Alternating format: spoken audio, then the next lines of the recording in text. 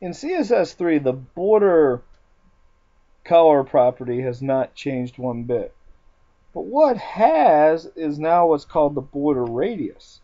So right here I have a paragraph within a division here. I went ahead and I called this division B demo.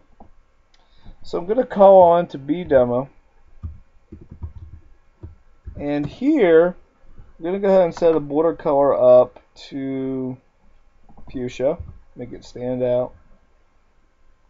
And we're just going to leave it right now like that. So we go check it out, and it did the whole thing. I did background color, didn't I? That's why. Border color. And there's no border right now, so we don't see anything. So what we need to do is set the border to a appropriate amount of pixels. So we're going to go ahead and do the whole thing. So border, I'm going to set it to 30 pixels. We'll set the fuchsia, and we're going to make it solid. So go around, we got this box. Agree with me or not, the box is kind of boring. So what we can do is use different features that will enhance it. So for example, we give the whole border a border radius. Now this is new again, so it won't appear, of let's say 40 pixels. We hit save, we go preview, it's going to look like a box there, but out here we have curved our border, giving it some curvature. Okay, alright. Let's go ahead and set our division's width real quick to 50%, just so you can see the adjustment that it makes. This video will take a little bit, so I'm going to just keep using the same division to to work with us. Now, we can also get as specific as top left, top right, bottom left, and bottom right. So this is how we're going to approach this. Border, if we go, we could, well, yeah, let's hold off on that one. Let's do the other one here first that indicates which is which. So it goes to top left corner, no comma, just a space, top right, and then we'll reduce the other ones, bottom left, bottom right, so that we can see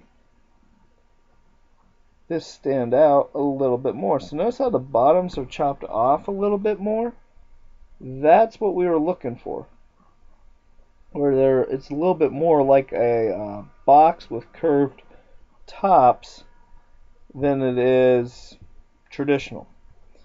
So if we were to set those at 0, those bottom two, which would be these two numbers, then it would really stand out more. So let's go ahead and do it like that, because these will now be direct corners.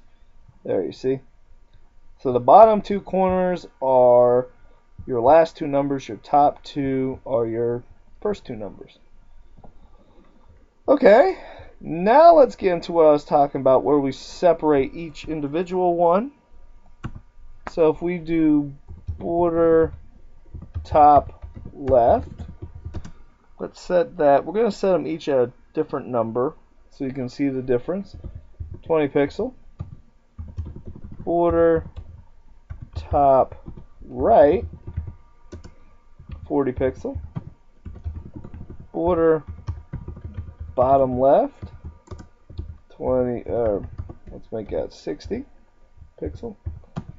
And border bottom right at 80 pixels. There we go. Let's see what that looks like. Again, in preview mode, it won't look like much. Here, it still doesn't look like much because I forgot an important word. Radius. Duh, we're using radius in each one. So I don't mind making errors when I'm doing these videos because it shows you that even the teacher makes a mistake. So we need to do the word radius with each one. So bottom left border radius. Now it should, again, in preview mode look like nothing. In the real mode, look like something else. So we're able to take this and you can see the extreme curve of each side. I must not have spelled radius right in the third one. Let's check that out.